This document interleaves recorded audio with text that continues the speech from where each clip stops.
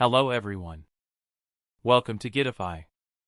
In this video, I'll show you how to display the FPS counter in your games using MSI Afterburner. Let's get started. Open MSI Afterburner.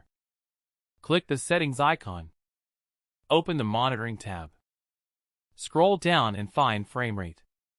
Select it. Now enable Show in on-screen display. Click Apply. Then click OK.